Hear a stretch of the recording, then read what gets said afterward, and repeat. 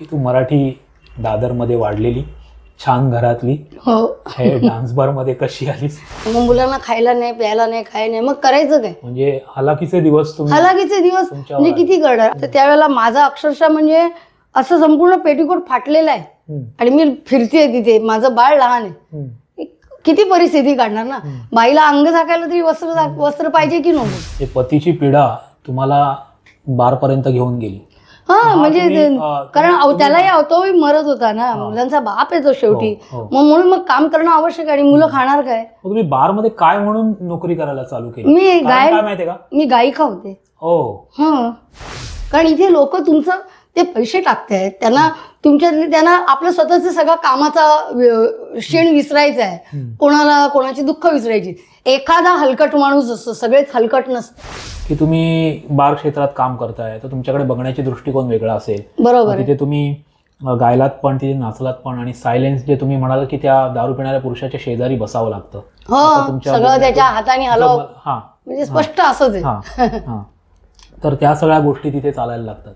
आणि त्यानंतर बार काम संपल्यानंतर आणखीन कॉलगल म्हणून पण काम करायचं, पिकअप पॉइंट बनले तिथे, तिथून उचलून घेऊन जायचे. या सगळ्याला तुम्ही सामोरे गेले. सांगते आबांनी बंद केलं, त्याच्यानंतर गायली ना. त्यावेळेला मला शरीर विक्रय करावा लागला ना.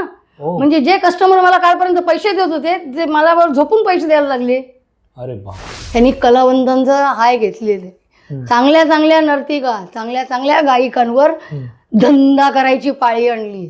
बार, डान्स बार बंद झाले नाही. हो. मग तुम्ही मराठी होतात, महाराष्ट्रातल्या होतात, तर तुम्हाला इथे तुमचा उदरनिर्वाह किंवा लाईफ सेटलमेंट करता आली. म्हणजे आज आपण बोलतोय त्यामुळे. पण अनेक जणी उत्तर प्रदेश वगैरे या बाहेरच्या राज्यांमध्ये, त्यांचं काय झालं पुढे? त्यांचं असं आहे, मी त्यांना म्हणते की ते लोक आता नौटंकी वगैरे, बरोबर, आता ते गौतमी पाटील कशा नृत्य करतात. मला तिचं एक वाक्य पटलं त्या मुलीचं. काय आहे, यांना इकडे तिकडे हात घालू नाही दिले ना, ते हे झोपायला चल म्हणतात. तुम्हाला पुरुषांच्या एवढ्या छटा या व्यवसायात पाहायला मिळाल्या, तरी पण मग असं तुमचं वाक्य की सगळेच पुरुष वाईट नसतात. नाही तर म्हणजे पुरुषालाच भावना आहेत, लैंगिकची इच्छा होते, प्रेमाची किंवा कोणाच्या तरी आधाराची, एका रात्रीचे मानसिक आधार, भावनिक आधार किंवा शारीरिक आधार, ज्याच्यातून कुठेतरी एका स्पर्शाची भूक ती बाईला सुद्धा असते. ती फक्त कबूल करत नाही, एवढाच फरक आहे.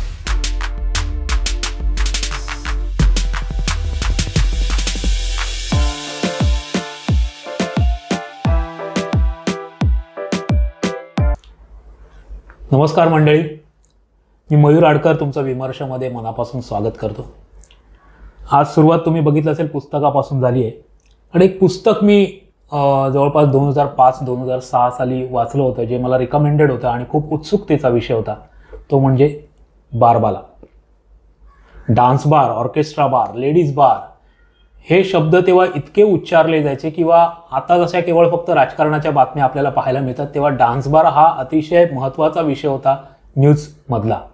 आणि अनेक गोष्टी आणि अनेक कपोलकल्पित कथा त्याच्याविषयीच्या उत्सुकतेपोटी चर्चा पारावर, नाक्यावर, चौकावर घडत होत्या. कारण या डान्स बारमुळे अनेकांची आयुष्य उद्ध्वस्त झाली, अनेक जण देशोधडीला लागले, अनेक जण कंगाल झाले, अशा अनेक कथा त्या चर्चांमध्ये असायच्या. पण नेमका हा कन्सेप्ट डान्स बार अचानक कसा फोफावला, का फोफावला, नेमकं त्यात होत काय होतं, हे का आपल्या सामान्य लोकांच्या समजण्याच्या बाहेर होतं. कारण आपण फक्त बघितलंय एक चांदनी बार नावाचा सिनेमा आणि त्याच्याविषयीच्या बातम्या. फार फार तर अलीकडे आलेल्या धर्मवीर या सिनेमामध्ये आनंद दिघे ते डान्स बार सगळं प्रकरण बंद करायला पाहतात असा एक सीन आपण पाहिला.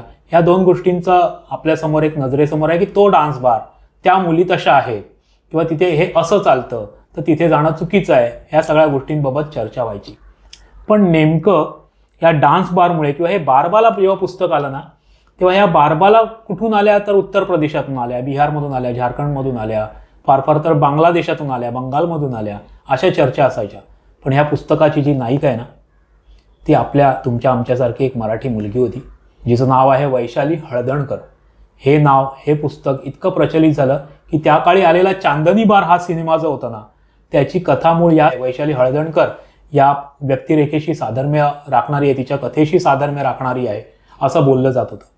तर ह्या डान्स बारविषयी एक नाव आणखीन जोडलं जातं, ते म्हणजे त्यावेळेचे गृहमंत्री R.R. पाटील यांनी हे डान्स बार बंद केले आणि त्यानंतर खूप मोठा त्यांच्या व्यक्तिमत्वाला महत्त्व आलं. तर ह्या डान्स बारमुळे काही जणांचं व्यक्तिमत्व वर आलं बंद केल्यामुळे, तर काही जण जे आहेत ज्याच्यावर त्यांचा उदरनिर्वाह होता ते देशोधडीला लागले, ते गैरमार्गाला गेले जे नव्हते त्यात.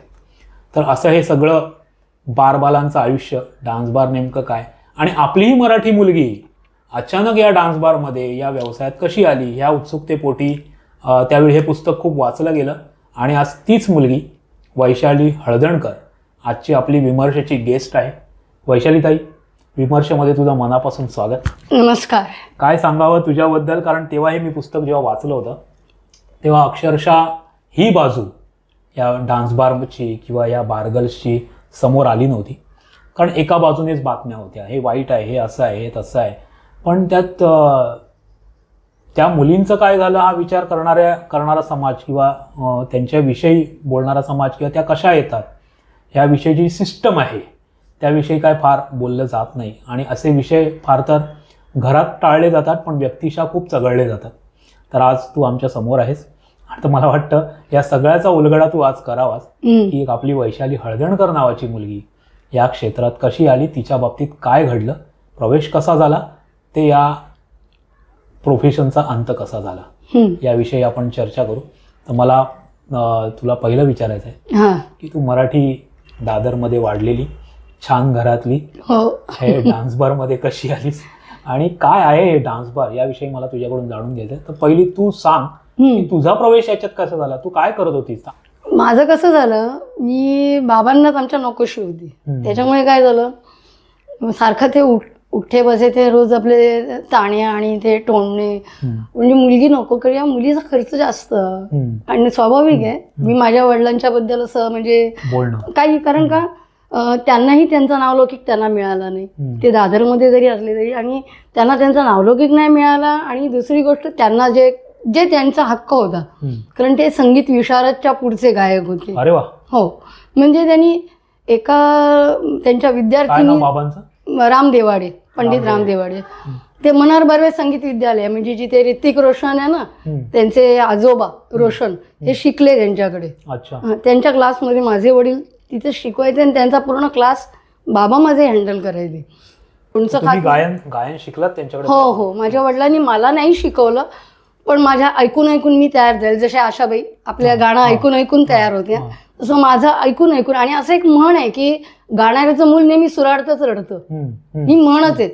तसं आहे ते, तो म्हणजे काय म्हणतात त्याला, ठेवा आहे तो, अनमोल ठेवा आहे, वारसा आहे तो म्हणजे. आणि दुसरी गोष्ट, मला तानपुऱ्यावर रियाज करायला मिळाली ना, माझा तानपुरा मला हक्कानी बाबाने दिला होता. ते मला लावून द्यायचे तानपुऱ्याचे स्वर आणि मग म्हणायचे तू रियाज कर. तरी मी मग ते माझ्या पद्धतीने मी सगळा सा लावण्यापासून ते कुठलाही राग ऐकला असेल किंवा त्यांनी मला 1-2 राग शिकवले, यमन शिकवला, भाग्यश्री शिकवला, असे 2-3च राग शिकवले त्यांनी. आणि एक सदे तो सब सदे असं कबीर म्हणतात, असं माझ्या जीवनाची म्हणजे कथा आहे की एक साधलं, तुम्हाला एक साधलं ना तर तुम्हाला सगळं साधता येतं. मी 10 ठिकाणी पावलं ठेवली तर तुम्हाला तसं नाही करता येत. मला हे पण पाहिजे, ते पण पाहिजे, ते पण. आणि त्याच्यामुळेच माझ्या आयुष्यामध्ये मला हे बारमध्ये पण कामी आलं. की जे राहायला दादरमध्ये कुठे होते? दादरला मी SK बोले रोडच्या समोरच्या बिल्डिंग मध्ये, अँटोनियो डिसिल्वा, हो हो, त्याच्या समोरच्याच बिल्डिंग मध्ये. स्टेशन पासून अगदी 2 मिनिटाच्या पावलावर घर होतं माझं, मारुती मंदिरच्या मागच्या बाजूला. अच्छा अच्छा, असं आहे. आणि तेव्हा तू नाव का होतं? चित्रलेखा राम देवाडे, छबिलदास हायस्कूलची विद्यार्थिनी. मग हे पुढे कसं घडलं? गायकी सुरू होती का शाळा चालू असताना? माझी शाळा चालू होती. मी शाळा कधीच नाही, उलट मला शाळेमध्ये पण असं झालं की त्यांनी सांगितलं की एकदा असं, म्हणजे मी घरातल्या या सगळ्या त्रासांमुळे मी जेव्हा आई वगैरे निघून गेली, असं बरीचशी प्रकरणं त्या बारबालामध्ये आहेत. तर ती आई निघून गेली त्या काळामध्ये माझी अशी परिस्थिती झाली की मी ज्या व्यक्तीबरोबर राहिले त्याच्यामुळे मी गरोदरही होते ना, पण ते त्यांनी काय लक्ष दिलं नाही, असं काही म्हणाले नाही ती लोक. त्यांच्या लक्षात आई का निघून गेली?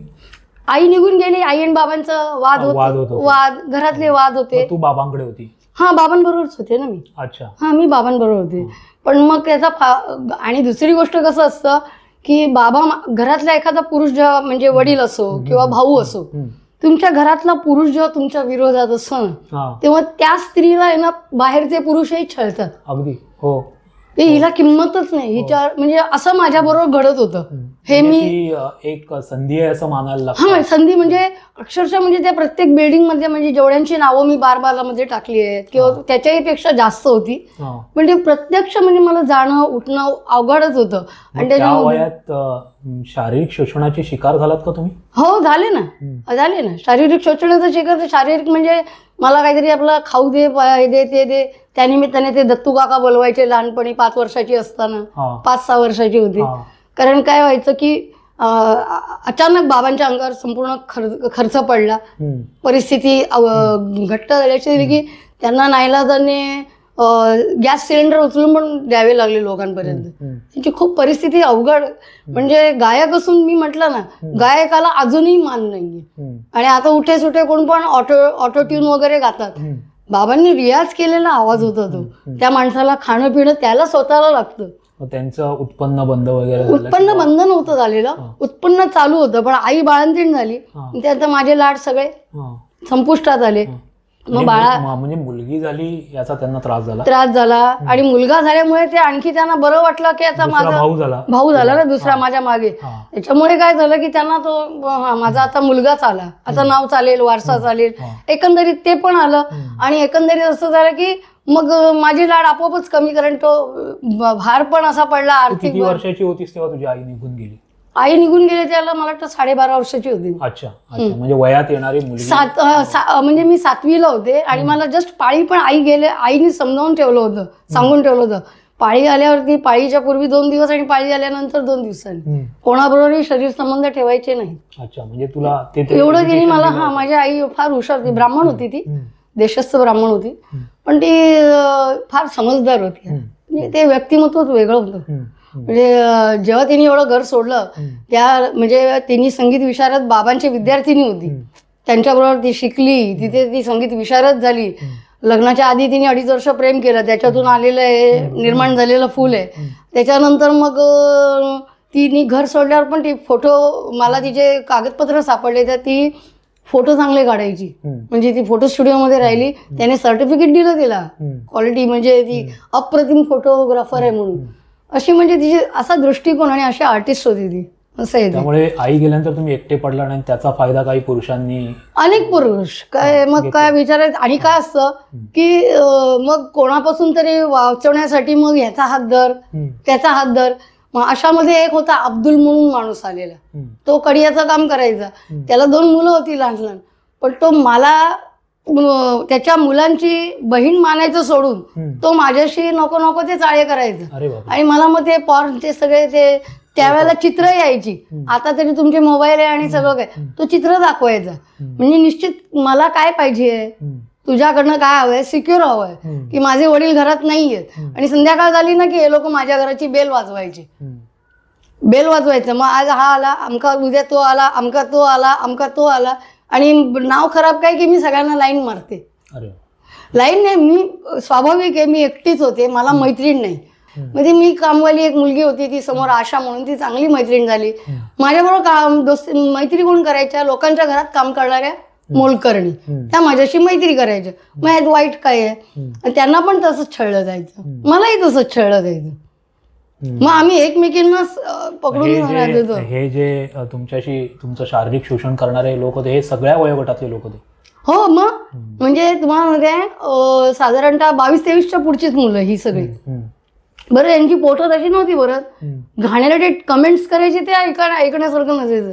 एखादा मुलगा समोर तो सिंधी राहतोय आणि त्याच्याकडे मी बघितलं, तो स्माइल देतो, मी स्माइल देते, त्याचा अर्थ असा आहे का की माझं त्याचं काहीतरी आहे, अफेअर असायला पाहिजे. अफेअर नाही ना, हा अफेअर नव्हतं. माझ्याकडे कोणी चांगला हसून बघतच नव्हतं, तर मग मी त्यांच्यावर हसून बघायचं नाही. वैशालीताईंशी गप्पा आपल्या अशा सुरू राहतील. पण एक आठवण तुम्हाला करून द्यायची आहे की आमच्या पाठीवर थोडी कौतुकाची थाप तुम्हाला मारावीशी वाटत असेल तर आत्ता या मुलाखतीला लाईक करा आणि हे चॅनल सबस्क्राईब करा. तुमचं लग्न केव्हा झालं? माझं लग्न झालं 14-15 वर्षाची होती, 15 वर्षाची. ते प्रेमविवाह? प्रेमविवाह नाही, मला पळून जायला मार्ग पाहिजे होता.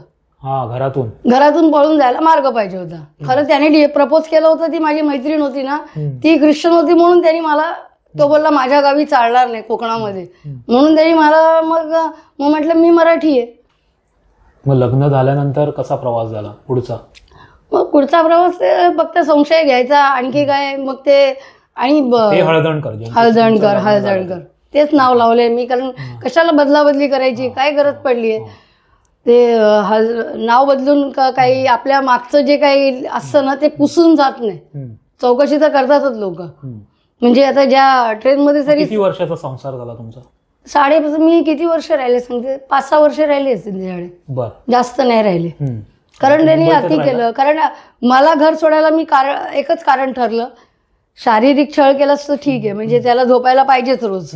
त्याच्यानंतर मग ते झालं. त्याच्यानंतर मग तो मुलांना काही दुधाला पैसे पाहिजे, त्यांना खर्च पाहिजे, म्हणजे कुठूनही सपोर्ट करायचं नाही. आणि तुम्हाला मुलं किती झाली? 2 मुलगे. 5 वर्षात तुमच्या संसारात 2 मुलगे झाले. 2 मुलगे आले. आणि दोघांच्याही वेळेला असं झालं, दोघांनाही स्तनपान पण मला करता आलं नाही. ही पुस्तकात बाजू आलीच नाही घेतली. त्याला काही इश्यू होते शारीरिक इश्यू? म्हणजे मला पाना फुटला नाही, कारण का ते आईला जे बोंड असतं ना स्तनांना, ते मला बोंडच नाही. मग तुमच्या मिस्टरांचं काय झालं? त्यांनी सोडलं तुम्हाला की मीच सोडलं घर त्याचं? मी सोडलं. म्हणजे जेव्हा बारमध्ये आली तर तो बारमध्ये येऊन पण मारहाण करायला लागला ना. म्हणजे बारचे जे लोक आर्टिस्ट, कसं असतं, तुमची बारमध्ये सुरुवात लग्न झाल्यानंतरच झाली? हो. अच्छा. मग काय म्हणून तुम्ही एंट्री केली या बार या क्षेत्रामध्ये? मी जो आजारी होता ना, त्याला अल्सर झाला. नवऱ्याला अल्सर झाला, त्याला निमित्त पाहिजे होतं, आळस करायचा आणि बायकोवर संशय करायला, 24 तास जागेवर बसून राहायला पाहिजे. पहिलं कसं असतं, मानसिक छळ माणूस सुरुवात करतो. स्वतः पण मानसिक छळ स्वतःचा पण करतो आणि समोरच्याचा पण करतो. आणि मग नंतर आपोआपच ज्यावेळी तुम्ही मनाने ज्यावेळी उद्ध्वस्त असतं, त्या शरीर आपोआपच मग कुठलाही कामधंदा करण्याच्या लायकीचं राहत नाही. मग शरीराला पण रोगलाही लागत. ते शरीर आणि मन वेगळं समजणारी लोक मूर्ख आहेत. ते शरीर आणि मन हे एकच आहे, पण तुम्हाला ते कळलं पाहिजे आणि त्याची तुम्हाला परत उघडता आली पाहिजे. असं आहे. म्हणजे असं म्हणताना असं म्हणतात की पुरुष बाटत नाही, उलट असं पाहायला गेलं तर पुरुषच बाटतो, कारण त्याची सुरुवात मनापासून झालेली आहे. त्याच्या मनामध्ये पहिलं काय आलेलं आहे, कारण बलात्कार कोण करतो? पुरुष करतो. आता बायका करतात तो सोडून द्या, त्यांची संख्या खूप कमी आहे, पण पुरुषच करतो बलात्कार ना. म्हणजे त्याला माहित नसतं, म्हणून की सगळ्या जगाचा आज झालेला आहे की अज्ञान आहे. या अज्ञानामुळे बलात्कार घडतायत, म्हणजे अगदी नवरा बायकोत सुद्धा घडतायत. म्हणजे जे मिशनरी संस्कृतीतून आलेले आडवे झोपण्याचे प्रकारच हे मुळात मिशनरी संस्कृतीचे आहेत. आणि तुम्ही आपले सगळी मंदिरं बघा, कुठल्याही गुंफा बघा, सगळे उभ्यानी आहे. तर सांगायचा मुद्दा असा आहे की मग तो जो त्याचा जो बलात्काराचा त्याचा जो माइंडसेट होता ना, तो त्यांनी तो कबूल नाही करायचा. आणि मग तो समोरच्याला तू मग अशीच, तू तशीच, हे सगळं चालू राहायचं. आणि किती करणार ना, मग मुलांना खायला नाही, प्यायला नाही, काय नाही, मग करायचं काय? म्हणजे हलाखीचे दिवस म्हणजे किती करणार? अहो, ते इंदिरा गांधी कोणतरी गेल्या ना ज्या वेळेला, तर त्यावेळेला माझा अक्षरशः म्हणजे असं संपूर्ण पेटीकोट फाटलेला आहे आणि मी फिरतेय तिथे, माझं बाळ लहान आहे. किती परिस्थिती काढणार ना. बाईला अंग झाकायला तरी वस्त्र पाहिजे की नको? 8 आण्याचे आणि 30 पैशाचे मी जुने कपडे आणून घालत होते सोमवार बाजारात जाऊन मालाडला. मग तुमच्या माहेरचे म्हणजे वडील किंवा असे कोणी भाऊ तुमच्या सोबतीला उभे राहिले नाहीत तेव्हा? मग किंवा त्यांना माहितच नाही, त्यांनी ते उभेच नाही राहिले. आणि गंमत होती, एक छानशी ती इथे या ह्याच्यात नाही मांडता आली, पण आहे. मी जिथे बसायची ना, असं या कोपऱ्यामधून अशा या कशा इथे दिसत आहेत ना, तसं ते त्या कोपऱ्यामधून असं बघितलं ना की 4 बंगला दिसायचं. मी जिथे राहायची ना तिथून 4 बंगला दिसायचं मालवणीमध्ये. म्हणजे माझं झोपडं इथे आणि माझ्या आई वडिलांचं घर असं बरोबर त्या तीक्ष्ण नजरेने आपण जर बघितलं ना, तर सगळं त्या खाडी होती ना ती मालवणीची. आता सगळ्या त्या बिल्डिंग उभ्या राहिल्या, खाडी विजवली. तरी मला ते मग म्हणजे आपलं तिकडेच बघून आपलं आई वडिलांच्या आठवणीत स्वाभाविक आहे ना. आई असायची, पण आई पण नाहीये. नंतर मी आईला बोलवून वगैरे आणलं होतं ना त्या वेळेला, पण ते आईनीच माझं लग्न वगैरे लावून दिलं होतं. अशा सगळ्या घटना खूप काही घडल्या. पण सांगायचा मुद्दा असा आहे की प्रत्येक ठिकाणी या माणसांनी फक्त गैरसमज आणि नको ते संशय, दुसरा काही नाही. म्हणजे थोडक्यात काय, स्वतःची कमतरता दुसऱ्यामध्ये थोपवायची. पतीची पीडा तुम्हाला बारपर्यंत घेऊन गेली? हा म्हणजे तुम्ही, कारण त्यालाही तोही मरत होता ना, मुलांचा बाप आहे तो शेवटी. हो. मग म्हणून मग काम करणं आवश्यक आहे आणि मुलं खाणार काय. मग तुम्ही बार मध्ये काय म्हणून नोकरी करायला चालू केली? मी काय माहितीये का? मी गायिका होते. हो. पहिलं गाणं गायला दिलं हे ते न तुम हमें जानो ना हम तुम्हें जाने मगर लगता है कुछ ऐसा. 3-4 गाणी लिहिलेली होती त्याच्यावरती चालू केलं. म्हणजे बार सिंगर म्हणून तुम्ही सुरुवातच केली. मी कायम गायक म्हणूनच राहिली. कुठला बार? पहिला खंडर अंधेरी. अंधेरीचा खंडर मध्ये ते पण ते ऑर्गनायझर होते ना, त्यांच्या आधी मी व्हिडिओ लायब्ररीत कामाला होते. अच्छा. त्या व्हिडिओ लायब्ररीमध्ये ते यायचे, गिराईक होते ते कुलदीप म्हणून. म्हणजे ते गाणं आहे ना आपलं ज्वेल दीपचं, रुला के गया सपना मेरा, त्यात ज्यांनी गिटार वाजवली ना हजारा सिंग म्हणून, त्यांचे पुत्र हे माझ्या व्हिडिओ लायब्ररीमध्ये गिराईक होते. आणि त्यांनी त्यांचा ऑर्केस्ट्रा तो लावला होता, ग्रुप लावलेला. आणि ते डान्स वारत, वरती डान्स चालायचा, रेकॉर्ड डान्स, आणि खालती ऑर्केस्ट्रा होता. अच्छा. तुम्ही त्या ग्रुपमध्ये तुम्ही गायक. 20 रुपयावर सुरू केलं. दिवसाला 20 रुपये मिळायचे. कुठल्या सालची गोष्ट आहे ही? 1989. 1989 मध्ये. आशिकी चित्रपट कधी आला? त्याच काळात साधारण 91-90च्या दरम्यान. नाही, त्याच्या आधी आला. 91-90 म्हणजे 89-90च्या सुमारात आहे. हा पण आला तेव्हा ना, हम एक दुसरे के, सगळे तेव्हाच आहेत. मग तुमची सुरुवात तिथून झाली. आता मला ना तुमचा घटनाक्रम सांगा. तुमचा आता बारमध्ये प्रवेश झालाय सिंगर म्हणून, ते बारबाला पूर्णपणे हे कसं काय घडत गेलं? कारण तुमचं पुस्तक मी वाचलं ना तर अंगावर काटा येतो. काही वेळाने मी पुस्तक बाजूला ठेवतो असं होतं. तर तुमच्या तोंडून सांगा की हा प्रवास, कारण हे बाजू सर्व समाजाच्या समोर कधीच आली नाही. फार फार तर ज्यांनी उत्सुकतेपोटी पुस्तक वाचलंय त्यांना माहिती असेल. तर तो प्रवास मला तुम्ही अगदी व्यवस्थित सांगा. आता तुमची बारमध्ये प्रवेश झाला सिंगर म्हणून, काय काय घडत गेलं पुढे? घडत काय, कारण की मला गाणी येत नव्हती. म्हणजे गाणी येत नव्हती म्हणून हा भाग नव्हता. माझ्याकडे कपडे नसायचे जसे पाहिजे तसे तिकडे त्यांचं. आणि तिसरी गोष्ट, रंग. काळा रंग नको. म्हणजे आपल्याकडे पाश्चात्त्यकरण जे झालंय ना, ते हे इथून सुरुवातच आहे. आणि मग ते लक्षात यायला लागलं, फेअर अँड लवली गर्ल पाहिजे. त्यानं गोऱ्या गोऱ्या गोमट्या मुली पाहिजे. आणि मग खोटं नाव सांगा. पण मी कधीच खोटं नाव सांगितलं नाही. सगळे लोक म्हणायचे तू काहीतरी खोटं नाव सांग. एकदमदा मला सुरुवातीला मी निशा अनिता वगैरे वगैरे दिलं होतं, पण मला ते पटलंच नाही. म्हटलं वैशालीचं वैशाली काय, आता हेही नाव खोटंच आहे. तिथे चित्रलेखा होतं, ही इथे वैशाली. आणि किती नावं बदलायची. ह्या नावं लपवण्यामध्ये काय, मला ते कधी स्वारस्य वाटलं नाही. आणि मग मी ती कामं करत जायची. पण मग हा बँड लीडर सांगणार की नको आज तिथे 8 दिवस, मग दुसरीकडे 8 दिवस. कधी कोणाचा बँडच उडाला, कधी 2 दिवसांनी 4 दिवसांनी. सगळे डान्स बरोबर का, हे रेकॉर्ड डान्सचे परिणाम हे आहेत. मी जेव्हा प्रवेश केला त्याच्या 2 वर्ष अगोदर रेकॉर्ड डान्स सुरू झाले होते बारमध्ये. अच्छा. त्याच्या आधी हे सगळे सफायर वगैरे जे मुंबई बॉम्बे सेंट्रलला सफायर हॉटेल, आणि अजून एक चांगलं मला त्या हॉटेलचं तर मला आत्ता रिसेंटली नाव नाही आठवत आहे, पण त्यांच्याकडे बाहेरगावचे कस्टमर म्हणजे जेव्हा दुबई, मस्कत, अबुधाबी आणि सगळे जे बिझनेसमन जे लोक यायचे, इंग्लिश नाही, हे हिंदी समजणारे, ते लोक मुलींना ऑर्केस्ट्रावरती चांगले पैसे मिळवायचे.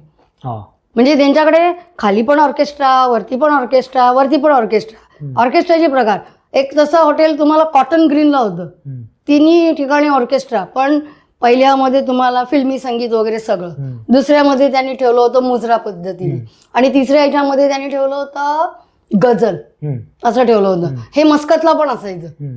मस्कतला पण असेच 2 विभागण्या 3 विभागण्या असायच्या, की काही ठिकाणी मुजरा चालायचा आणि ऑर्केस्ट्रा लाईव्ह, आणि त्याच्यावरती मुली नाचतात. एकाने ते चित्र उभं करायचा प्रयत्न केला वरळीला, त्याचा बार अत्यंत चांगला चालत होता. पण काय, आणि खरं बघायला गेलं ना, त्याला रंगमंच म्हणून लायसन मिळालेत फक्त 310 बारला. रंगमंच म्हणून लायसन दिले. मग ह्या लोकांनी त्याचा रंगमंच म्हणून वापर करायला नको. ह्यानी त्याचं काय केलं, बाजार बसवलं त्यांनी. म्हणजे तुला काही येत नाही तरी तिथे येऊन बसा, तुम्हाला कला शिकवा ना त्यांना. कलेतनं जाऊ देत ना लोक. काय आहे, पैसे उधळू दे, पैसे असे उधळायलाच असतात, पैशाचं काही नसतं. हे सगळं खोट्या थापा आहेत की आता मग काय, आता थांबले का, पैसे बंद झाले का, आता पब चालू नाही आहेत का, पब मध्ये जात नाहीत का लोक, सामान्य पण जातात, सामान्य जात आहेत काय. माझ्या ओळखीतली आता माझी एक मैत्रीण आहे, जस्ट आता काही दिवसापूर्वीची घटना आहे, काल परवा ती सांगत होती की तिच्या कोण ओळखीच्या नातेवाईकांनी त्यांच्या मुलाने आणि सुनेने मंगळसूत्र आणि काय बरेच काय दागिने विकले घरातले आणि पबमध्ये उडवत आहेत.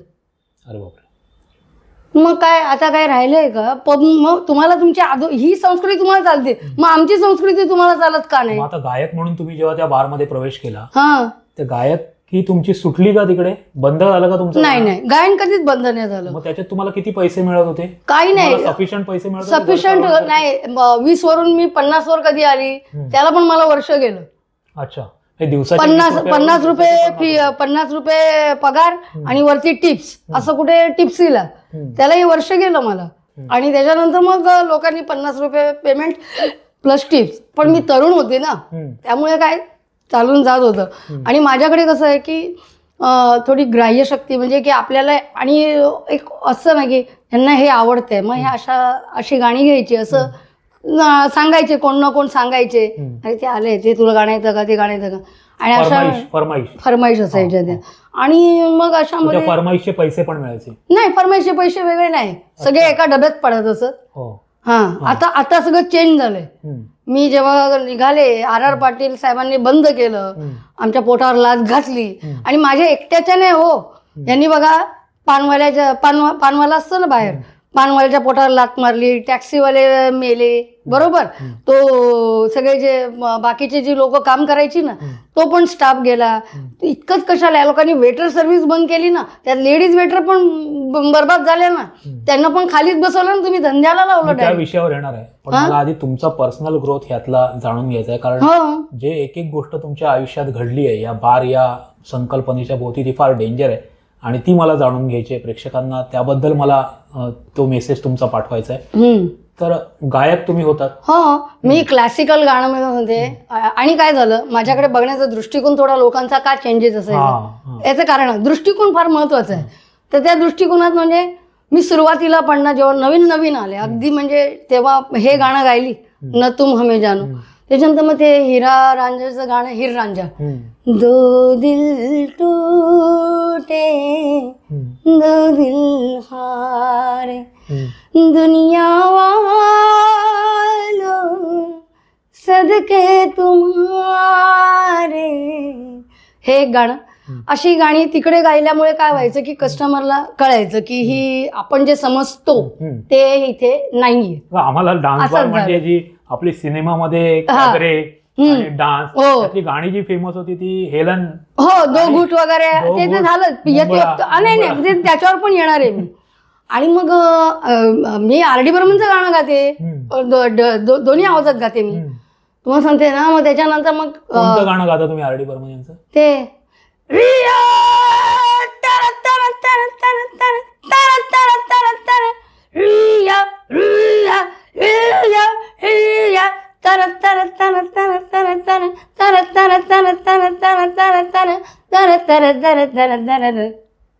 दुनिया में लोगों को धोखा कभी हो जाता है, आंखों में यारों का दिल खो जाता है. क्या बात आहे. गायची मी, RDच्या आवाजात गायची मी. अजूनही माझ्यामध्ये ते, मला ते जोश येते त्या गाण्यामध्ये. आवाज बसला तरी मग ऍक्शन 500 घ्यायची. हे जे परिणाम झाले ते थोडे 4 गोळ्या घेत होती, कारण ते टिप्सी मध्ये काय झालं, AC समोर असायचा आणि मग तो सगळ्या डोळ्यावर म्हणजे तोंडावर यायचा. आणि मग त्याच्याने काय आवाज गळा बसायचा, कानामधनं वारे जाऊन. म्हणून मग ते ऍक्शन 500च्या दिवसाला 4 गोळ्या घेत होती. संध्याकाळची तर मला थोडी ब्रँडीची पण तिथे सवय लागली. ती ब्रँडी म्हणता माझ्या दारूवर व्यसन गेलं, असं झालं. आणि घरामध्ये कटकटच होती ना. बघा, म्हणजे कसं आहे, माझा प्रश्न विचारण्याचा उद्देश असा आहे, डे नाईट काम करत होती तुम्ही. तो म्हणजे प्रकार मला माहिती आहेत बार मधले काय होते ते. एक डान्स बार होता, एक ऑर्केस्ट्रा बार होता, एक लेडीज सर्व्हिस म्हणजे वेटर होता बार, आणि त्यानंतर याचं रूपांतरण ते कॉलगर्ल्स तिथे पिकअप पॉइंट अशा पुढे गेलं आणि त्याच्यावर बंदी आली. तर तुमची सुरुवात झाली ती सिंगर पासून झाली. तर एकतर ह्या प्रकाराकडेच लोकांचा दृष्टिकोन एक वेगळा पडतो, कारण तुम्ही बारमध्ये जेव्हा एखादी कला सादर करता तुम्ही मद्य प्यायला बसणाऱ्या त्या दारुड्यांना मनोरंजन करायला जाता. हो, आणि म्हणजे चुकीचं आहे. ती माणसं चुकीची असतात दारू पिणारी, आणि त्यांचं मनोरंजन करणं म्हणजे तुम्ही तुमच्या पुरुषांच्या असं समजलं जातं. म्हणजे स्त्रीने कुठलंही काम केलं ना, म्हणजे असं मी पुरुषांच्या विरोधात नाहीतर मी एका पुरुषाबरोबर राहिली नसती. बरोबर. आणि मला एवढं कळतं की ते पण अज्ञानात आहेत. विकृती हा भाग वेगळा आहे. पॉर्न वगैरे ही जी घटना आल्यापासून जे बघण्याचा दृष्टिकोन झालाय स्त्रियांकडे तो भाग वेगळा आहे. पण मी असं म्हणेन की स्त्रीने काही केलं म्हणजे मी बारमध्ये काम करते म्हणजे वाईट का? इडली सांबार विकलं असतं आणि मग मी घरकामं केली म्हणजे मी चांगली. भले तिकडे मला शेठ लोकांनी येऊन छळलं, आणि शेठ लोकांबरोबर किती स्त्रिया राहतात कोणी सांगत नाहीत.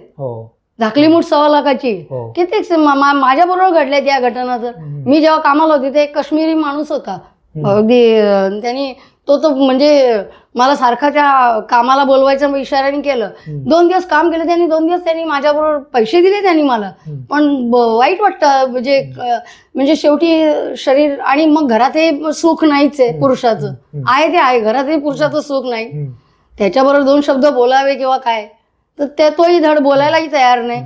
तो जेवणही जेवू देत नाही, तो मुलांकडे लक्ष ठेवू देत नाही. त्यांनी मुलं पण लहानाची मुलं सगळी गावाला टाकून दिली. मग करायचं काय? तुमचा सिंगर म्हणून प्रवास झाला, मग तुमचा पण असाच बारगल पर्यंत, म्हणजे जे डान्स करा, हो, नृत्य करा. म्हणजे कसं असतं, उलट खरं बघायला गेलं ना, ह्या इथे येऊन यांची एक मानसिकता झाली. प्रत्येक जण इथे येऊन स्वतःला लता मंगेशकर समजतो. ही जी स्त्री येते ना, आणि याच्याने शोषण वाटतं. अच्छा. तुम्ही ज्या वेळेला मला एक लक्षात आलं, म्हणजे मी जेव्हा माझ्यातले बदल केले, की जेव्हा तुम्ही एका स्टेजला गाता ना, आशाबाई सुद्धा हलतात, त्यावेळेला हलायच्या. ते त्यांचं जे एक गाणं होतं, मला आता ते आठवत नाहीये, बप्पी लहरींचं म्युझिक मधलं ते गाणं होतं. तर मग आणि तुम्ही मला किशोरदा यासाठी आवडते, म्हणजे ते स्टेजवर ते बॅकग्राऊंडला जर तो माणूस अमिताभ बच्चनच्या चेहऱ्यासाठी गाणार आहे, तर ते पान खाऊन गात याच्यामध्ये, काही के पान बनारसं वाला.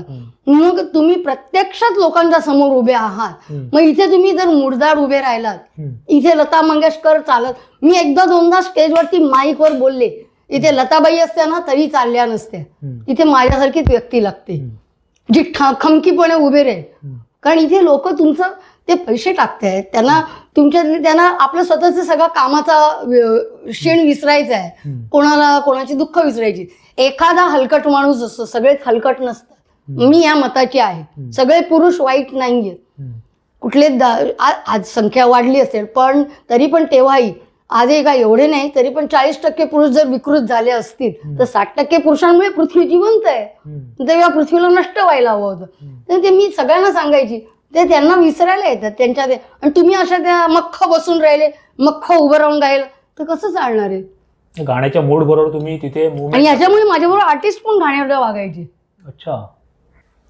आता नाईलाज असायचा, मी त्यांना उलटं उत्तर का द्यायचं नाही, कारण ह्यांना उलटं उत्तर दिलं तर हे लोक माझ्या कस्टमरला पण जाऊन खाण्याला सांगायचे. मग म्हणजे तिथे कलेक्शन कमी झालं, म्हणजे माझ्या पोटावर लात पडली, बरी परमटली. मग आहेत आपली 2 पोरं उपाशी. सिंगर म्हणून तुम्ही डान्सवर आलात का?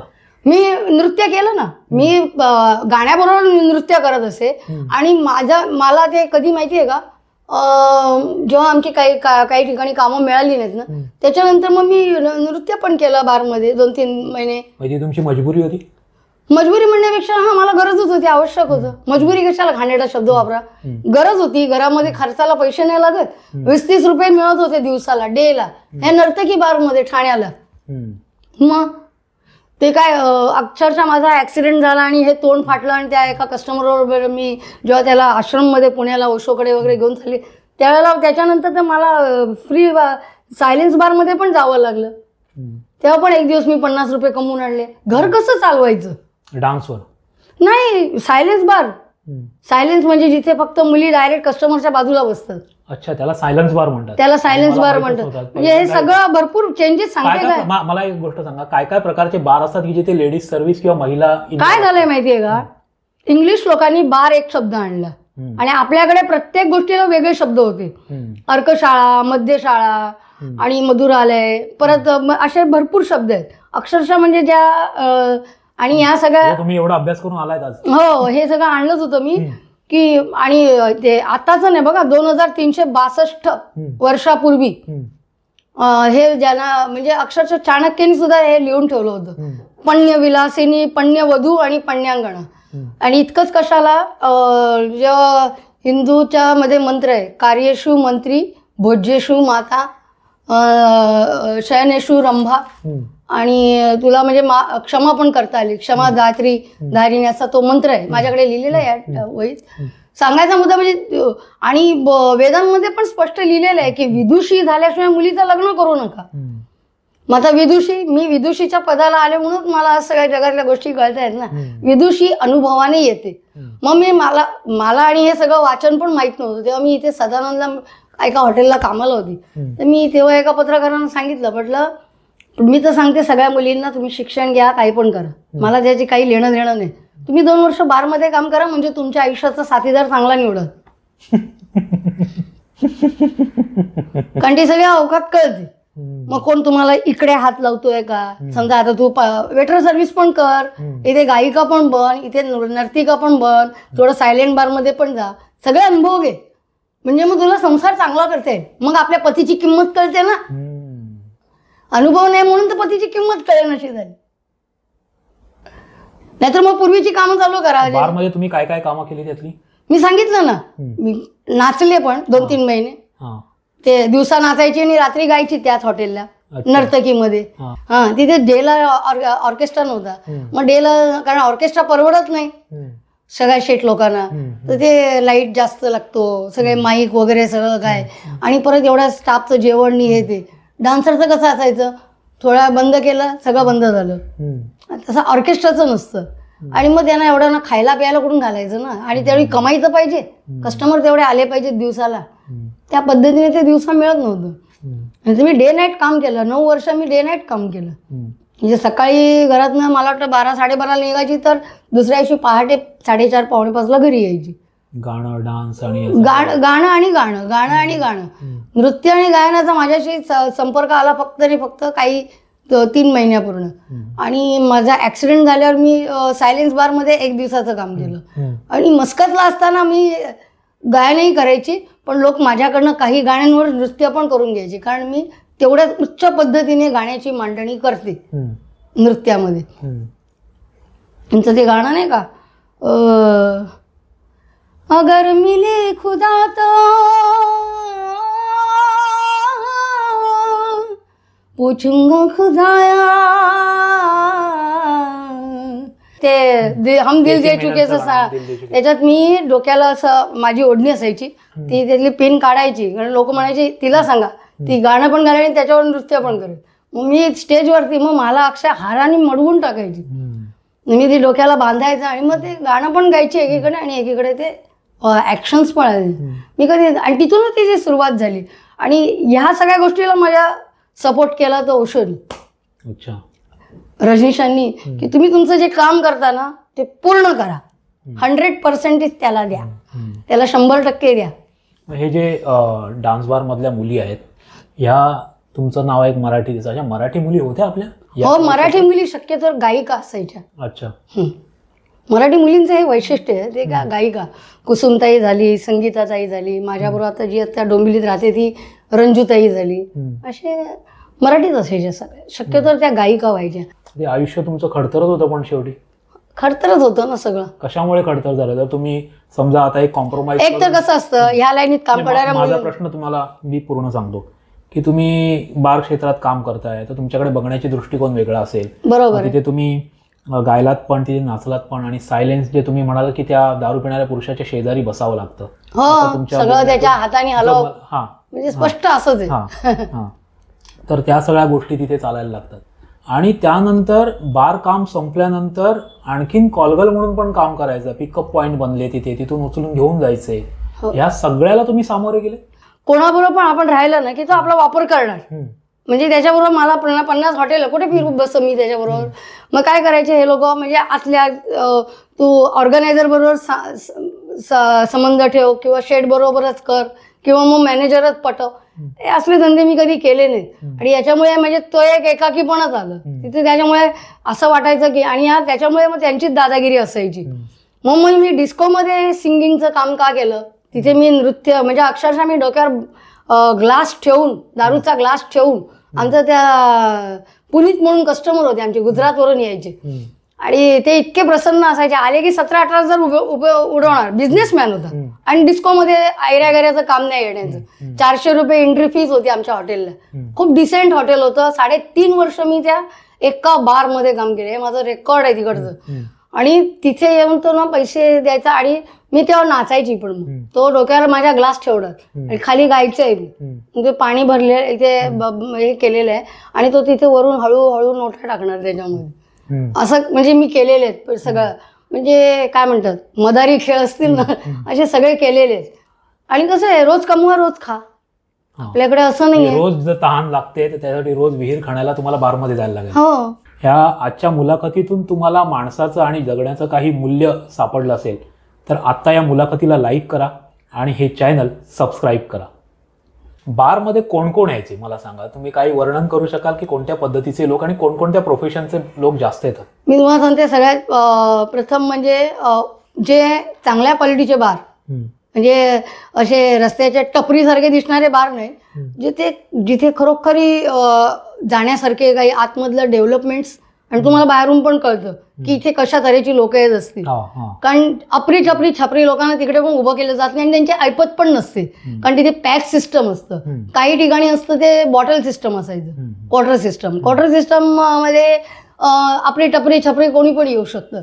पण तिथे कसं असायचं पॅक सिस्टम मध्ये कसं डिसेंट लोक, डिसेंट कसले हो, सगळे बाटलेलेच असतात.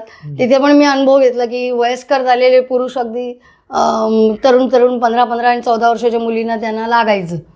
म्हणजे नवीन मुलगी आली की ते पहिला अंगावर तिच्या हात तेच फिरवणार, तसं काय त्याचा अधिकारच. असे कसले डिसेंट वगैरे काय नाही, पण VIP ट्रीटमेंट सांगायचा मुद्दा. म्हणजे तिथे सगळ्यांचे असे सगळेच नसायचे, पण शक्यतो तिथे ऐकणारे प्रेक्षक, चांगले बघणारे प्रेक्षक, म्हणजे त्यांना नर्तकी पण चांगल्याच लागायच्या. म्हणजे असं कोणतरी जी नाचतच नाहीये, फक्त इथे केस केले, इकडे केस फिरवले म्हणजे झालं, त्यांना तसं पण चालत नव्हतं. ते वेगळंच असायचं. ते डान्स पाहायला यायचे? हा, नृत्य पाहायला यायचे ना, असे असायचे ना.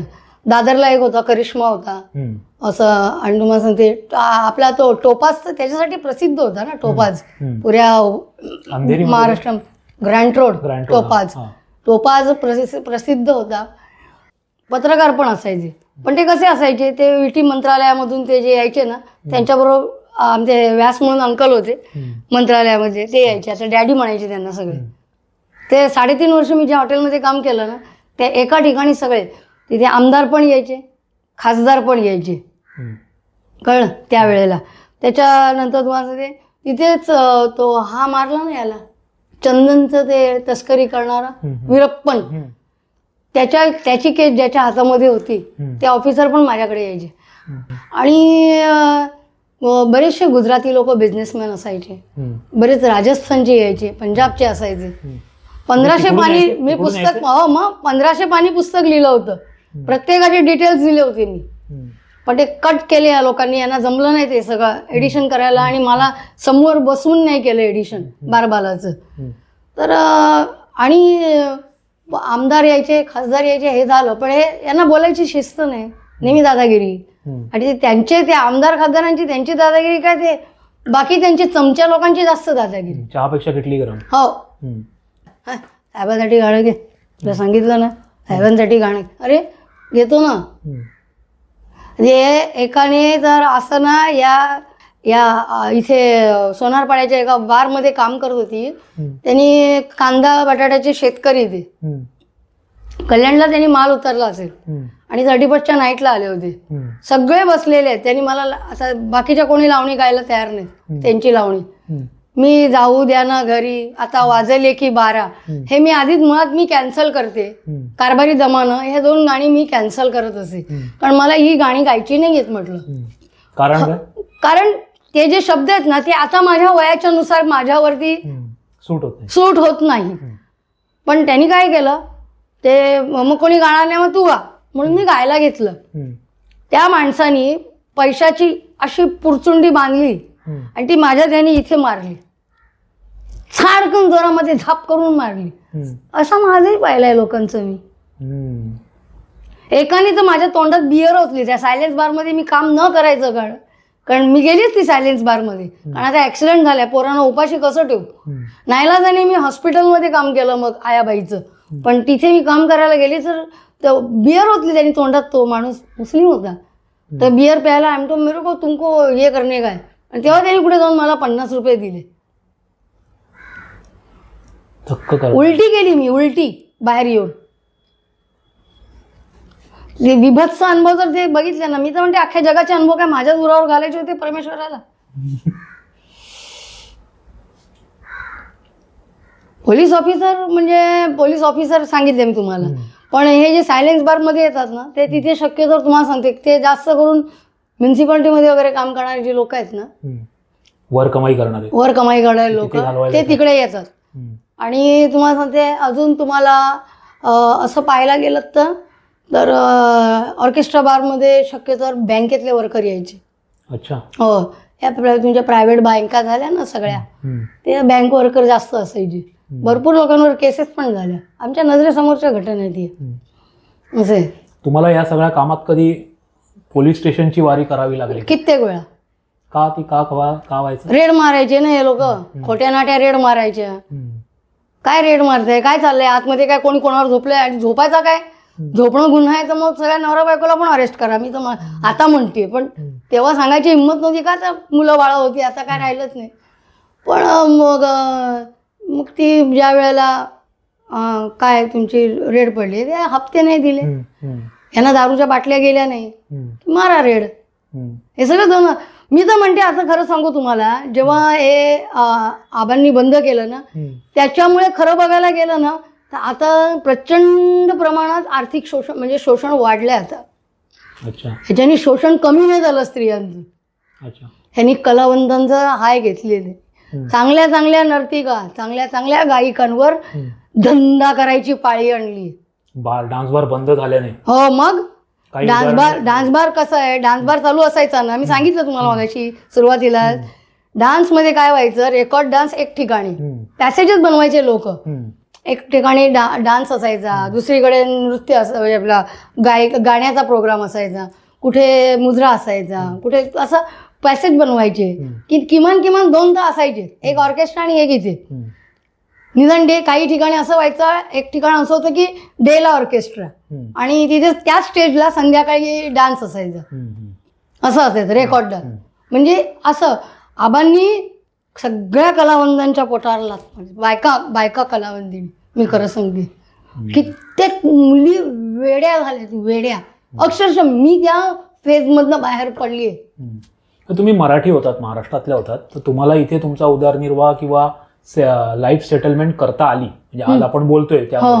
पण अनेक जणी उत्तर प्रदेश वगैरे बाहेरच्या राज्यांमध्ये, त्यांचं काय झालं पुढे? त्यांचं असं आहे, मी त्यांना म्हणते की ते लोक आता नौटंकी वगैरे, बरोबर, त्या आता ते गौतमी पाटील कशा डान्स नृत्य करतात. नाही असू दे. मला तिचं एक वाक्य पटलं त्या मुलीचं. काय आहे, यांना इकडे तिकडे हात घालू नाही दिले ना, तर हे झोपायची किंमत कर, झोपायला चल म्हणतात. अरे बापरे. असं झालंय. मी सोलापूरला असं एक घटना, मी डान्सर लोकांच्या बरोबर हे करायचे ना, सोलापूरच्या एका बारमध्ये गेले, तिथे सगळ्या डान्सर बरोबर काय करायचे, मग ते डान्सर आहेत ना, कस्टमरच्या टेबलवर जाऊन बसायचे, जिथे दारूचे ग्लास ठेवतात ना, तर ते असं बसायचं होतं आणि असं टेबल आहे ना, मग ती त्याच्यावरच येऊन बसायची. मग तो तिच्या इथे पैसे घाल, मग कमरेत पैसे घाल, मग कुठे घाल. मग मी पण करायची, इथे घालतो पैसे घाल. असेही करून मी कमवून दिलेले. माझ्यावर ही परिस्थिती आलेली. सिंगर असून माझ्या गाण्यावर त्या पोरी नाचतायत, ही परिस्थिती पाहिली मी. माझ्याकडे किती स्टॉक आहे, मला कसं सुरात गाता येते, असं बघणार आहे. पण असे जी पब्लिक आहे ना, हे आपल्याकडे जास्त आहे. छिचोर पब्लिक जास्त आहे. तुम्हाला पुरुषांच्या एवढ्या छटा या व्यवसायात पाहायला मिळाल्या, तरी पण मग असं तुमचं वाक्य की सगळेच पुरुष वाईट नसतात. नाही ते मला थोडं अप्रूप वाटलं त्या गोष्टींचं, कारण तुम्हाला पूर्ण तिटकारा यायला पाहिजे होता त्या गोष्टीचा. कधीच नाही. बाजू सामान्य हे ज्ञान किंवा हा विचार तुमच्या मनात कशामुळे आला असं तुम्हाला वाटतं, की तुम्ही समाजाकडे पॉझिटिव्ह निगेटिव्ह दोन्ही बाजूनी बघताय? मला मुळात म्हणजे माझ्या वडिलांवर माझं प्रचंड प्रेम. ती सल राहिली माझ्या आयुष्यात की त्यांच्यावर मला तानपुऱ्यावर गाता नाही आलं. मी बाबांना नेहमी म्हणायचे, बाबा मला फक्त तानपुऱ्यावर बसू द्या, मी तानपुरा वाजवेन. त्याच्यामुळे माझ्या वडिलांवर माझं प्रचंड प्रेम. माझे सद्गुरू ओशो रजनीश ते एक पुरुषच आहेत, म्हणजे देह पुरुषाचा, आतून करुणा आईची, पण तरी पण ते पुरुषच. आणि मी या मताची आहे की मला एक लक्षात नेहमी यायचं, काहीतरी चुकतंय असं नेहमी सारखं जाणवायचं. अच्छा, म्हणजे ते तुम्हाला तुमचं अंतर्मन सारखं सांगायचं मला. कारण मी ह्या लाईनीत येण्यापूर्वीच रजनीश गेले होते. ते जायला आणि मला वाटतं मी त्याच्या 3 महिन्यांनीच मला वाटतं मी बारमध्ये आले. 90 सालची घटना आहे, 90 सालची. त्याच साली मी आले बरोबर.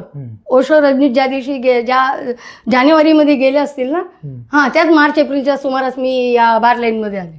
आणि मी तिथे वाचलं होतं, संभोग से समाधी की और, असं त्यांचं ते संभोगातून समाधीकडे. आणि ओशोंचा असा नवा काळला फोटो आला होता, ब्राऊन कलरचा आणि पिवळ्या रंगाचा, पाठीमागे पूर्ण उजेड असं ऑरा दाखवलेलं आणि डोळे असे त्यांचे.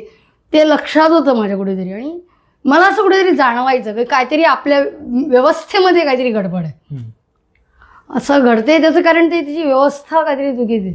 बरं, मी असं म्हणजे आणि ते आज सार्थ ठरते. कारण का आज चांगले जे प्रोफेसर आहेत, आई वडील वगैरे वगैरे, ते त्यांच्याही घरात माझ्यासारखी घटना घडत आहेत.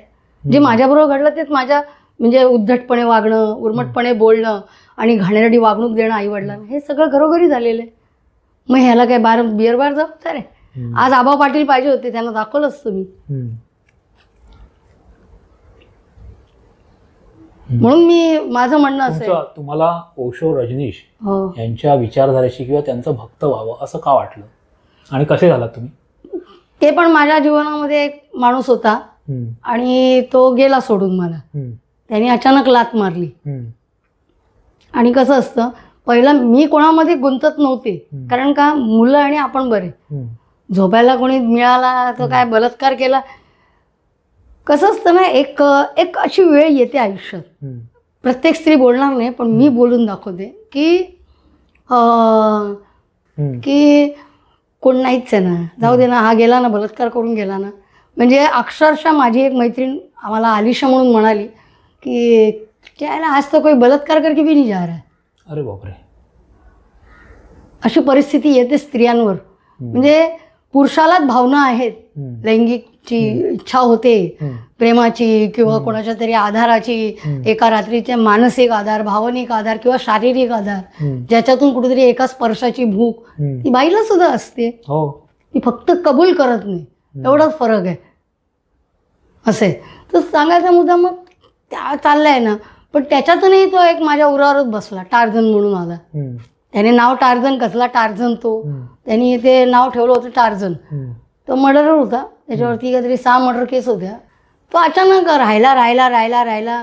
त्याला वॉन्टेड पाहिजे होतं तिथपर्यंत तो राहिला. नंतर लात मारून पळाला.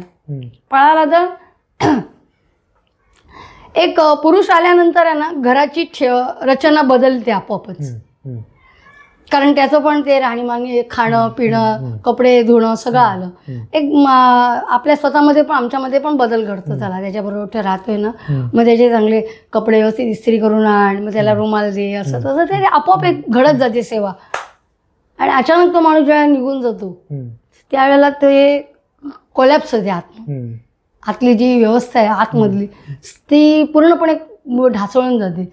मग अशा वेळेला सहजतेने मी आपलं कामधंदे नाही सोडले, कामाला जात होती. पण मला ते क्राऊन अँकरमध्ये होती तेव्हा मी, विटीचं क्राऊन अँकर, तिथे डिस्को, ते पण मुली कस्टमरच्या बाजूला बसायचे, ते हायफाय होतं. हे घटना आणि आमच्या सिंगर लाईन आणि तुम्हाला हे सगळं ऐकायला मिळेल की मी गाणं गात असे, तिथे कॉलगल यायच्या आणि दिवसा पण. आणि तिथे असं उजेडात मस्त कॉलगल पण बसणार, ऐकणार गाणं, पैसे ते कस्टमर देणार किंवा ती टाकणार, असं असायचं. फॅमिली वाटायचं एक तऱ्हेची.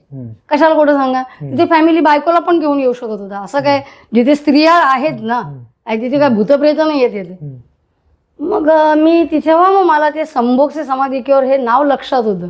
आणि अचानक ते आमच्या पेपरवाल्याकडे ते दिसलं आणि वाचनाची आवड लहानपणापासून. मी शिक्षणात हे होते ना, अव्वलच होते मी. म्हणजे 5वीत असताना मला 91 मार्क पडले होते तर हिंदीमध्ये, आणि इंग्लिशमध्ये 93, पहिला विषय असून अशी हुशारच होते मी. मला वाचनाची प्रचंड आवड. मी ट्रेनमध्ये पडलेला कुठे कोपऱ्यात कागद जरी पडला असेल आणि ते योग्य वाटलं तर ते उचलून वाचायची माझी तेव्हा तयारी असायची. असं ओशो रजनीशांकडे तुम्ही त्याच्यामुळे मग ते संभोग से समाधी किंवा पुस्तक हे पहिलं. आणि ते आश्रमात तुम्ही गेलात? पुण्याच्या कम्युनमध्ये. तिथे 6 महिने राहिले, कामधंदा सोडला. मग तिथे काय वातावरण असतं तिकडचं, तुम्ही कसं इलॅबोरेट कराल ते? त्यावेळेला खूप छान होतं, म्हणजे असं स्ट्रिक्ट होतं. म्हणजे हे फार आवश्यक आहे, ह्या लोकांना पण कळणं आवश्यक आहे, आमच्या लोकांना, की तेव्हा ते सांगायचे की तुम्ही ध्यानामध्ये येत आहे तर ध्यानाच्या मध्ये येण्यापूर्वी तुमची एक स्वतःची तयारी असली पाहिजे. ती अशी तयारी की तुम्ही पेय प्यायचं. तुम्ही म्हणाल की मी भरपूर खाईन आणि जाड्या चांबड्या घेऊन फिरेन तर नाही चालणार ते. ध्यानासाठी तुम्हाला स्लिम ट्रिम थोडा म्हणजे तुमच्या पातळपणा येणं आवश्यक आहे. म्हणजे मग ते तूप म्हणाल की मी भरपूर तूप खाईन, मी भरपूर तेलाचे पदार्थ खाईन, तसं नसतं ते. त्यावेळी त्यांनी तिथे दरवाजावर लावलं होतं हे सगळं. त्यांनी पण ते आता सगळंच त्याचे नियम सत्यानाश झाले, पण तेव्हा ते खूप चांगलं होतं. आणि म्हणजे तिथे तुम्ही काम करून राहू शकत होतात आणि राहायची व्यवस्था नव्हती. मी राहायची एका फॉरेनर बरोबर, त्याच्यावर राहत होती. हॉलंडचा संन्यासी होता, चांगला होता असं. आणि तिथे फक्त ध्यान, ध्यानासाठी आता ओशोनी स्वतःच आपल्या गुरुनीच आम्हाला सांगितलंय, स्त्रियांना जास्त ध्यानाची काही आवश्यकता नाहीये. स्त्रिया ती गरोदर ज्यावेळी असते त्यावेळी तिचं सगळं लक्ष केंद्रित त्याच्या बाळावर असतं, म्हणून तिला ध्यानाचा अनुभव हा तिला असतोच. आता पुरुषाला ध्यानाची फार आवश्यकता असते, चेतनेचा विकास करण्यासाठी पुरुषाला आवश्यकता असते, असं असायचं. मग ते त्याच्यामुळे ते तिथे तो आध्यात्मिक प्रवास तुमचा तिथे 6 महिने. हो, मग 2 वर्ष माझं येणं जाणं असायचं. मी दर आठवड्याला एक चक्कर तिथे टाकायची, म्हणजे तिथे जाऊन झोपायचं फक्त त्या सानिध्यात. त्या वातावरणात झोपणं पण एक अलौकिक होतं. म्हणजे ते दिव्य अनुभव आहेत ते, की त्या ध्यानाच्या तरंगांमध्ये जाऊन तुम्ही झोपता ना, ते तिथे जाऊन झोपणं पण एक वेगळा आनंद, तंद्रा लागायची आपोआपच. आणि मी दर 8 दिवसांनी मग एक चक्कर मारायची, तिथे जाऊन झोपायचं, आंघोळ करायची, कपडे बदलायचे आणि परत हॉटेलला रात्री 12ला येऊन काम करायचं. मग तेव्हा बाबा पॅलेसला कामाला होते, असं पण काम केलं. किती वर्ष तुम्ही या बार लाईन मध्ये होता?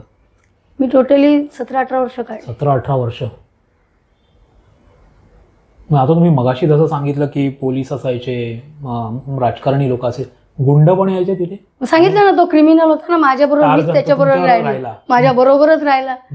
अक्षरशः माझ्या एरियामध्ये ते मधू दादा, देव माणूस तसं बघायला गेलं तर. म्हणजे ज्यांना आपण सभ्य म्हणतो त्यांनी माझ्या मुलांवर हल्ला केला, त्यांनी माझ्या मुलांना मारलं, दोघांना. आज दोन्ही मुलं माझी ह्या जगात नाहीयेत. दुसरा मुलगा सांगितलं कालच 1.5 वर्ष झाला गेला. थोरला पण गेलातच जमाय, त्याची काहीच खबर नाही मला. तो निघून गेला. त्याला घराच्या बाहेर काढलं होतं ना मी शिर्डीला. मग सांगायचा मुद्दा की ते दोन्ही मुलांना त्याने मारलं. आणि ते मधुदादा होते जे आमच्या, त्यांना ते मर्डर म्हणून ते सुट्टीवर आले होते. म्हणजे त्यांनी मला सांगितलं होतं, आधीच कल्पना दिली, त्यांनी फक्त घरी आला आणि फक्त ओशोचा फोटो पाहिला घरात मोठा. अरे तू इतका भक्त आहे, तुझ्यासाठी मी जीव की प्राण देईन. आणि त्याच माणसाने माझ्या दोन्ही मुलांना हॉस्पिटलला नेण्यासाठी, असे रक्ताने भरलेली मुलं माझी आणि वाकडे तिकडे झालेले, त्यांना घेऊन म्हणजे काय प्रसंग झाला होता? आमच्या बाजूवाल्यांनी मारलं. त्यांना निरोप द्यायला सांगितलं. माझा मोठा मुलगा आहे ना, अत्यंत उंच आणि धिप्पाड होता आणि दिसायला सुंदर होता, काळा असून पण. आणि याची बायको पण तरुण बाजूवाल्याची. तर याला वाटायचं की माझ्या मुलाबरोबर त्याचे रिलेशन आहे. तेव्हा तो पोरगा माझा 16 वर्षाचा होता, 15-16 वर्षाचा. हे तुमचं मी ऐकतोय मगासपासून, हे म्हणजे सेक्स ज्याला आपण म्हणतो, हा तुमच्या आयुष्यात लहानपणापासून तो सुटलाच नाही ना? त्यात नाही सुटलं, त्याच्यातून नाही सुटलं. तुम्हाला असं कधी वाटलं नाही का आपली पत्रिका ज्योतिषीला दाखवावी? काही गरजच नाहीये. ती ज्योतिषी पत्रिका जी माझी लिहिलेली आहे त्यांनी, ती आहे माझ्याकडे ऑलरेडी. मीन राशीची आहे, रेवती नक्षत्र आहे, सगळं आहे. नाही, काय माणूस जेव्हा एखाद्या घटना सारख्या घडायला लागतात तेव्हा कुठेतरी मार्ग शोधतो, बाबा आपल्या बाबतीत असं काय घडतंय. कारण हे जग आहे त्याच्यावरतीच अडकले, फक्त दिसत नाहीये, कोणी लोक बोलत नाहीये. आता बोलतायत सोशल मीडियावर, पण ते पण इंग्लिश शब्द वापरून वापरून बोलतायत, म्हणजे आडून बोलतायत.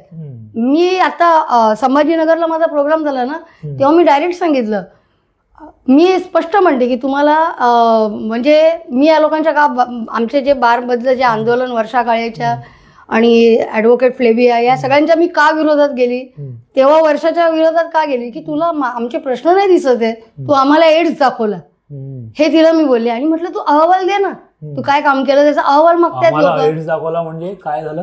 आम्हाला आमच्या मुलींना एड्स आहे म्हणून दाखवला तिने, एनजीओ लोकांना. असं कशाला दाखवलं त्यांनी? पैसे पाहिजे होते त्यांना, 15 लाख रुपये मिळाले ना त्याचे, फंड मिळाला. हे सगळं तुमच्या पुस्तकामध्ये मेन्शन आहे? हे पुस्तकात नाहीये ना, हे नंतर माहिती पडलं ना, केस झाल्या तेव्हा, माझी आणि तिची भांडणं झाली तेव्हा. अच्छा. ओ छळ म्हणजे किती छळ. तुमच्या पूर्ण ह्या 18 वर्षात तुम्ही म्हणालात की तुम्ही बार या इंडस्ट्रीमध्ये वेगवेगळी कामं केली, तुम्हाला आलेला सगळ्यात वाईट अनुभव कोणता होता आणि सगळ्यात चांगला अनुभव कोणता होता? एक चांगला अनुभव, एक वाईट अनुभव. सगळ्यात चांगला अनुभव, माझा सगळ्यात चांगला अनुभव असा आहे की मी म्हणजे दिलखुशला होते, तिथे मी माझ्या मर्जीने, म्हणजे मी उभ्या उभ्या 150 गाणी गात असे नॉन स्टॉप, आणि लोक नाचायची, कारण गाण्याची तुम्हाला आवड आहे, गाण्याची आवड होती. आणि सिंगर असं. आणि बाबा पॅलेसमध्ये माझे जे कस्टमर, म्हणजे मी जेव्हा हृदयनाथ मंगेशकर, आशाबाईंची जी गाणी आहे, कुठली म्हणजे फास्ट असोत किंवा स्लो असोत किंवा भावगीत असोत, ते ऐकायला जेव्हा रात्रीचे लोक यायचे, ते स्पेशली माझ्यासाठी थांबून राहायचे. असं माझं मग नंतर व्हायला लागलं. कोणतं गाणं तुमचं एखादं मला गाणं सांगा की ते तुम्हाला पण आवडलं आणि प्रेक्षकांनी त्यासाठी तुम्हाला उत्तम दाद दिली आणि फरमाईशी होती? माझं ते मी नॉनस्टॉपच गायची ना. कोणतं गाणं, एखादं गाणं गाऊन दाखवा. दया घना का तुटले चिमणे घरटे उरलो बंदी असा मी दया घना. याची फरमाईश तुम्हाला खूप असायची. हे गाणं झालं ना, मी त्याच्यात त्या ऐकायचे ना लोकल नॉनस्टॉप, त्यासाठी जीव लगा राहिले रे दूर घर माझे, पाऊल थकले माथ्यावरती जड झाले माझे, जीव लगा जीव लगा जीव लगा किर्र बोलते घनवन राय सांज सभोवती दाटून ये, किर्र बोलते घनवन राय सांज सभोवती दाटून ये, सुख सुमनांची सरली माया पाजरा वाजे, जीव लगा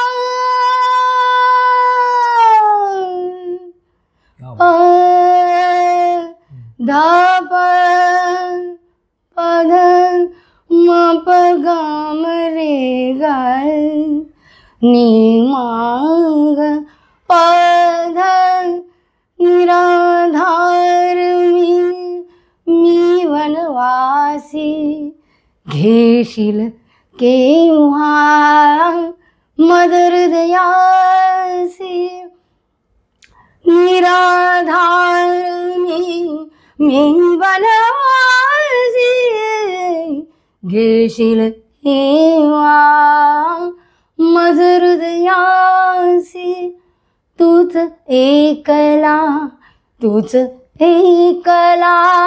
नाथ अनाथा महिमा तव गाजे जीव लगाय जीव लगाय जीव लगाय जीव लगाय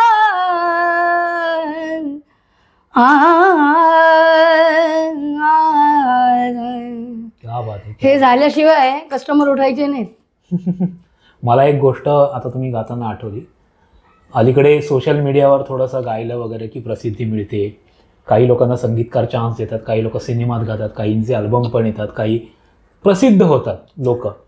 तर तुम्हाला तुमच्या काळामध्ये समजा हे सगळं सोशल मीडिया आणि असतं तर कदाचित तुम्ही या बार लाईनमध्ये गेल्या नसतात असं मला तुमचं गाणं पाहून वाटतं. की तुम्ही प्रयत्न केले नाहीत का गायक म्हणून? मला नाही प्रयत्न नाही केलाच नाही. आली मला त्याच्यातली संधी, पण त्यांनी माझ्यासमोर टर्म कंडिशन काय ठेवल्या की आम्हाला मुली पुरवा.